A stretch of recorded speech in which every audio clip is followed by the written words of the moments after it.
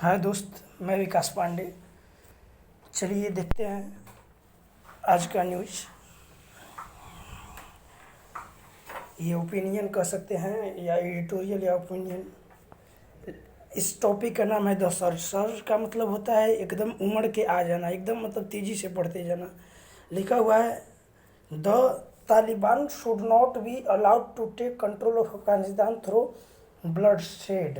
ये ऊपर का लाइन देख रहे हैं आप। ब्लड शेड मतलब खून खराबा होता है। तो तालिबान को ऐसा नहीं करने देना चाहिए कि वो खून खराबे के द्वारा अफगानिस्तान को अपने कंट्रोल में करते जाए, अपने कंट्रोल में ले। ठीक है। The rapid territorial gains made by the Taliban over the last 2 months should worry both the Afghan government and the regional powers who are invested in the countries long term stability. देखिए, चूँकि 20 साल पहले से अमेरिका के ट्रूप्स अफ़गान में थे, जिसके कारण तालिबान जैसे शक्तिशाली देश जो मतलब उनके आसपास जो है अफ़गान के अपेक्षा शक्तिशाली हैं, तो अफ़गानियों का हिम्मत नहीं हो रहा था, तालिबानियों का हिम्मत नहीं हो रहा था कि वो अफ़गान में आकर के चढ़ाई करें या फिर लड़ें। लेकिन अब चूँकि तालिबान से अमेरिका से एक समझौता किया है और समझौता के वजह से वो अब अपने देश लौट रहे हैं अमेरिका के सारे ट्रूप्स, जिससे तालिबान जो है 1 मई से ऑफेंसिव हो चुका है। आज मतलब लड़ाई करने के लिए तैयार हो चुका है, आक्रमण कर रहा है, बार बार सारे उनके डिस्ट्रिक्ट को छीन रहा है। तो आज ये न्यूज उन्हीं के बारे में बताया गया है। इस एडिटोरियल में लिखा हुआ है द रैपिड टेरिटोरियल गेन्स। इस लाइन को भी हम पढ़े हैं। इसमें बोल रहा है कि बहुत तेज़ी से टेरिटोरियल माने प्रादेशिक सीमाओं को गेन मतलब बढ़ाना, जितनी तेज़ी से बढ़ा रहा है, इस लगभग 2 महीने से बढ़ा रहा है। तो इससे क्या होना चाहिए, अफ़गान गवर्नमेंट और रीजनल पावर जो ज़्यादा इन्वेस्ट किए हुए हैं अफ़गान में लॉन्ग टर्म स्टेबिलिटी से, मतलब लंबे समय के लिए स्थिर पूर्वक, उनको दोनों को चिंता होनी चाहिए। क्योंकि अफ़गान गवर्नमेंट दूसरे के अंडर में हो जाएगा अगर तालिबान जीत जाता है अफ़गान को, तो और नहीं तो जो लोग इन्वेस्ट किए हुए हैं उनका भी पैसा फंस जाएगा। इसलिए दोनों को चिंता होनी चाहिए, परेशानी होना चाहिए। लिखा हुआ है the Taliban started their latest offensive May 1 day the remaining US troops are started withdrawing as a part of President Joe Biden's plan. Joe Biden के प्लान के तहत यूएस के सारे ट्रूप्स अब अपने देश लौट रहे हैं, अपने देश लौट रहे हैं। तो इधर तालिबान देख रहा है कि अब तो सारे यूएस वाले ट्रूप्स चले गए, अब कोई बात नहीं है, अब वो ऑफेंसिव हो रहा है। ऑफेंसिव हो चुका है, बहुत सारी जिलों पर चढ़ भी चुका है, जीत भी चुका है। अफगान के नॉर्थर्न एरिया का जो है सो अपने अंडर में कई जिलों को मिला लिया है। बोल रहा है कि with 90% of US withdrawal complete, लगभग 90% यूएस ट्रूप्स के वापस हो गए हैं, अपने देश चले गए हैं। सिर्फ 10% ही वहाँ पर बचे हुए हैं अफ़गानिस्तान में, वो भी लगभग आपका 11 सितंबर तक अपने देश लौट जाएंगे। और जो ही ये लोग लौट जाएंगे, तालिबान इन पर और ज़्यादा आक्रामक हो जाएगा। The Taliban have taken control of 195 of Afghanistan's 407 districts and are contesting 129 others। बोल रहा है कि 407 डिस्ट्रिक्ट में से 195 डिस्ट्रिक्ट पर तालिबानियों ने कब्जा कर लिया है और 129 पर और कब्जा करने की कोशिश में लगा हुआ है, कॉन्टेस्ट कर रहा है। ठीक है। Most of their recent victories are in the northern provinces of Badakhshan and Takhar which had resisted Taliban rule in 1919 के दशक में जो ज़िले, जो डिस्ट्रिक्ट तालिबानियों का विरोध कर रहे थे, आज उन्हीं पर जो बदख्शान और तखार के उत्तरी क्षेत्रों में हैं, उन सब पर तालिबान विजय पा चुका है। विक्टोरीज का मतलब विजय पा चुका है। ठीक है। विक्टोरी का मतलब विजय होता है। नॉर्दर्न प्रोविंसेज मतलब उत्तरी प्रदेशों में विजय पा चुका है। ठीक है। In several northern district Afghan troops have either surrendered और रिट्रीटेड।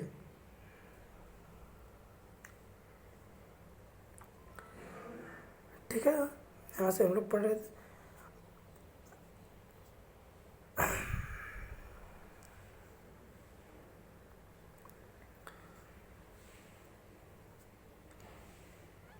नॉर्दर्न उत्तरी डिस्ट्रिक्ट के कुछ उत्तरी क्षेत्रों के कुछ डिस्ट्रिक्ट जो है अफगान ट्रूप्स वाले मतलब अफगान के जो सैनिक हैं या तो सरेंडर कर दे रहे हैं, आत्मसमर्पण कर दे रहे हैं उन लोगों को, या फिर मैदान छोड़ करके भाग जा रहे हैं। If the north home to Afghanistan's elite power brokers and leaders is lost risk of a total collapse of the government in Kabul would increase। अगर अफगानिस्तान के जो इलाइट पावर ब्रोकर्स हैं, जो ज़्यादा पावर वाले दलाल हैं और जो वहाँ के ज़्यादा पावर वाले लीडर हैं, अगर उनका घर तालिबानियों के अंडर में चला हो जाता है, कब्जा में हो जाता है, तो काबुल गवर्नमेंट का, जो अफगानिस्तान की राजधानी काबुल है, उनका हारने की खतरा और ज़्यादा बढ़ जाएगा, कोलैप्स की रिस्क और ज़्यादा बढ़ जाएंगे। The government still controls most of the provincial capital cities are practically surrounded by the Taliban. हालांकि अफगानिस्तान की गवर्नमेंट बोल रही है कि जो मोस्ट प्रोविंशियल कैपिटल्स हैं और सिटीज़ हैं वो अभी अफगानिस्तान के ही अंडर में है, उन पर कोई मतलब तालिबान का भी अधिकार नहीं हुआ है। फिर भी वास्तविकता तो ये है कि तालिबान उनको सराउंडर किया है, घेरा हुआ है, ठीक है।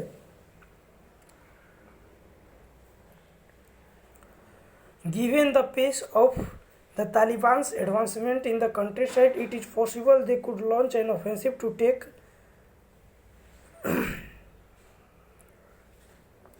the population centers once the foreign troops are out। तालिबानियों की जो ये एडवांसमेंट की गति है, जितनी तेज़ी से वो एडवांसमेंट कर रहे हैं, अपने क्षेत्रों को बढ़ा रहे हैं कंट्री साइड में, तो ये संभव है कि अमेरिका के ट्रूप्स को चले जाने पर, जो विदेशी ट्रूप्स यहाँ पर थे, पूरी तरह से जब चले जाएंगे तो ये ज़्यादा ऑफेंसिव हो जाएगा। जो पॉपुलेशन वाले सेंटर से, जो ज़्यादा पॉपुलेशन वाले स्थान हैं, उन पर ये कब्जा जमाएगा, ज़्यादा आक्रमण करेगा, ठीक है। The Taliban strategy is still not clear. Taliban की स्ट्रेटेजी अभी तक क्लियर नहीं है।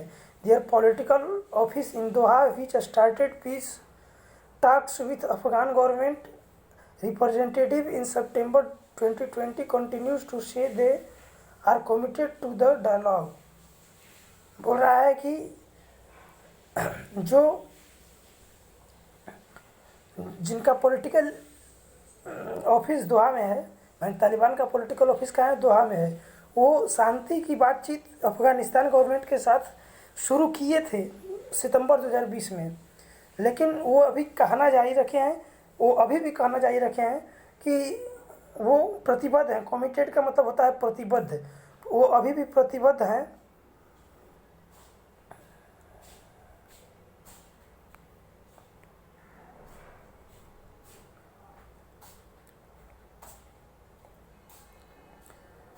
चलिए हम लोग यहाँ थे, ठीक है। वो लोग अभी भी प्रतिबद्ध हैं। यहाँ पे लिखा हुआ है started Afghan government representatives in September 2020 continues to say that the committed, ठीक है।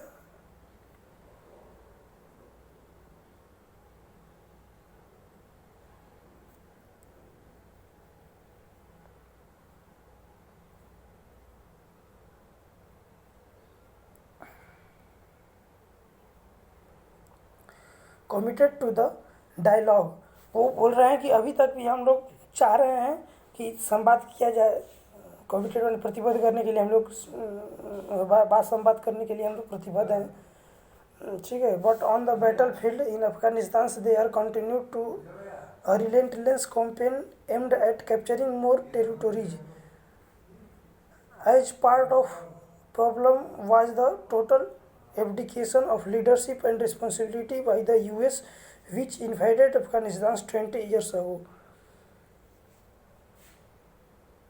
लेकिन वो कह तो रहे हैं, लेकिन जब अफगानिस्तान में युद्ध की भूमि पर आ रहे हैं तो वो एक निर्दयी पूर्वक अभियान चला रहे हैं, कैंपेन मतलब अभियान चला रहे हैं, किस लिए, aimed at capturing more territory, ज़्यादा क्षेत्रों को कैप्चर करने के लिए, अपने अंडर में लेने के लिए, कब्जा करने के लिए एक निर्दयी पूर्वक अभियान चला रहे हैं।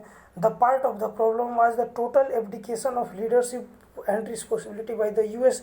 इस प्रॉब्लम का एक पार्ट, सबसे बड़ा पार्ट हो ये है कि जो अमेरिका है, अमेरिका ने पूरी एब्डिकेशन कर दिया है, मतलब पूरी लीडरशिप और रिस्पॉन्सिबिलिटी छोड़ दिया है, ठीक है, जिससे एक बहुत बड़ी समस्या बन गया है।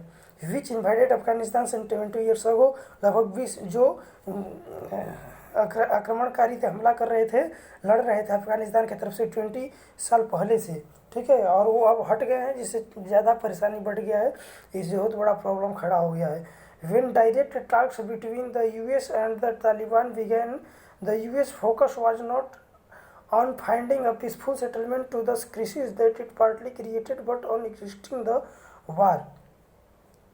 यूएस का फोकस, जब यूएस और तालिबान आपस में सीधा बातचीत शुरू कर दिए, तब यूएस का फोकस इस बात पर नहीं था कि किस प्रकार से अफगानिस्तान और यूएस के बीच, अफगानिस्तान और तालिबान के बीच एक शांति बने रहे, शांति बने रहे, उससे पीसफुल सेटलमेंट पर ध्यान नहीं अपना फोकस कर रहा था, ताकि संकट से दूर करने के लिए पीसफुल सेटलमेंट पर ध्यान नहीं दे रहा था, बल्कि वो इस बात पर ध्यान दे रहा था कि कितना जल्दी इस वॉर से, इस लड़ाई से मैं बाहर आ जाऊं, और इसी कारण वो बाहर चला गया। इसलिए लिखा है, therefore instead of putting pressure on the Taliban's to extract concession, the US struck a deal with them, completely ignoring the concerns of the Kabul. जो यूएस है वो तालिबान पर प्रेशर करने के बजाय वो क्या कर रहा है, उनको अभी छूट दे रहा है, बोल रहा है कि अब हम जाओ, तुम लड़ो अफगानिस्तान से, हम जा रहे हैं अपने घर, हम बीच में नहीं आएंगे। तो ये क्या कर रहा है, एक तरह से रियायत दे रहा है, उन्हें छूट दे रहा है। US struck a deal with them, उनके साथ एक डील किया हुआ है कि हमें कम्प्लीटली इग्नोर करूँगा, उससे हमें कोई मतलब नहीं है, जा कर के तुम अफगानिस्तान पे लड़ो, कोई दिक्कत नहीं है। और वो सारे जो है काबुल के साथ जो पिछले के 20 सालों से जितने भी संबंध बने हुए, सारे संबंधों को एकदम इग्नोर कर रहा है, जिससे लग रहा है कि कोई संबंध ही नहीं रहा हो। Now the Taliban are much more powerful on the ground, and even if the peace process is revived after American pullout, they would negotiate from a position of strength. Taliban बहुत अधिक पावरफुल है उस क्षेत्रों में, उस ग्राउंड पे, ठीक है, उस भूमि पे। And even if peace process is revived after the American pull out, हालांकि भले ही पीस प्रोसेस यानी शांति के प्रस्ताव को, शांति की प्रक्रिया को फिर से पुनर्जीवित कर दिया जाए अमेरिका के चले जाने पर, they would negotiate from position of strength, वो अपने शक्ति का प्रदर्शन जरूर करेंगे, अपने शक्ति जरूर दिखाएंगे, देख मैं बलवान हूँ, मैं मतलब अपनी लड़ाई करने के लिए हमेशा तैयार रहेंगे, क्योंकि वो शक्तिशाली हैं। But that should not stop Kabul and regional powers China, Russia, Iran, Pakistan and India from seeking a political settlement. लेकिन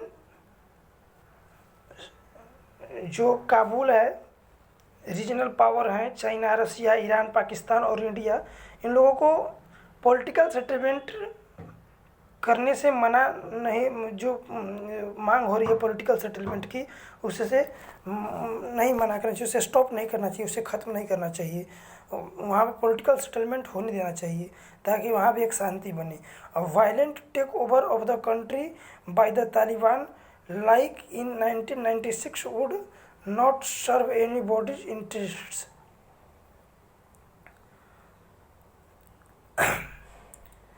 ये तालिबान जो है जिस प्रकार से टेक ओवर कर रहा है, कब्जा कर रहा है, ये 1996 की तरह कोई फ़ायदा देने वाला नहीं है, कोई ज़्यादा मतलब हित में नहीं होगा किसी के। ये जब भी होगा सबको परेशानी होगा, क्योंकि लड़ाई होती है तो दोनों तरफ लोग मारे जाते हैं, ठीक है। The Taliban would also not find international legitimacy if they capture Kabul through the bloodshed. अगर तालिबान के देखिए एक पास मजबूरी भी है, अगर वो खून खराबे के द्वारा काबुल को अगर अपने कब्जे में लेता है तो उसे अंतर्राष्ट्रीय वैधता नहीं मिलेगी। लेजिटिमेसी का मतलब वैधता नहीं मिलेगी उसे। कोई ये नहीं कहेगा कि तुम एक दोस्त हो, उसके साथ सारे संबंध तोड़ दिए जाएंगे, कोई उसके साथ बिजनेस नहीं करेगा, बहुत ज़्यादा परेशानी बढ़ जाएगा। ठीक है, वो सारे अपने हक अधिकारों को छोड़ बैठेगा। Afghans' past experience suggests that one-party regimes, the communist regimes, Mujahideen or the Taliban, failed to stabilize the country or sustain themselves in the long term. Afghanistan के पास्ट एक्सपीरियंस बोल रहे हैं, उनका पास्ट का जो पहले का एक्सपीरियंस है वो कह रहा है, उनका मानना है कि द वन पार्टी रिजाइम्स, जो वन पार्टी सत्ता वाले होते हैं, शासन व्यवस्था होता है, द कम्युनिस्ट, जो कम्युनिस्ट के शासन व्यवस्था होते हैं, और मुजाहिदीन और तालिबान जैसे लोग फेल हो जाते हैं। और लंबे समय तक अपने आप को स्टेबलाइज नहीं रख पाते हैं, ज़्यादा अपने लंबे समय तक अपने आप का भरण पोषण नहीं कर पाते हैं। Now that the invading troops are existing Afghans, the warring parties' focus should not shift towards a settlement and building lasting structure of power. अब चूँकि जो हमला करने वाले ट्रूप्स हैं, जो बाहर चले जाएंगे, अपने देश चले जाएंगे, जो हमला करने वाले ट्रूप्स थे यूएस के, अब तो वो बाहर चले जाएंगे, अपने देश लौट कर चले जा रहे हैं, चले ही जाएंगे, क्योंकि 90% लेके बचे हैं 10%, वो भी 11 सितंबर तक लगभग चले जाएंगे। The warring parties focus should shift towards, warring जो पार्टियां हैं उनको फोकस करना चाहिए सेटलमेंट और अपने देश के अंदर जो भी स्ट्रक्चरल सेटलमेंट हैं, जो भी है, उन सब पर ध्यान देना चाहिए, वरना इसका मतलब नहीं तो Afghans would fall into another cycle of violence, Afghanistan हिंसा के दूसरे चक्र में फंस जाएगा। ठीक है, इस दोनों के लड़ाई के बीच आप लोगों का क्या कहना है, और क्या अफ़गानिस्तान के साथ ऐसा होना चाहिए? अफ़गानिस्तान के साथ बेरहमी से जो उसके ऊपर चढ़ाई किया जा रहा है, लड़ाई किया जा रहा है, उसके क्षेत्रों को अपने अंडर मिलाया जा रहा है, आपका क्या मानना है? क्या लग रहा है कि अगर सारे ट्रूप्स अगर चले गए तो क्या पूरा अफ़गानिस्तान तालिबान के अंडर में हो जाएगा? कमेंट सेक्शन में ज़रूर बताइएगा। धन्यवाद।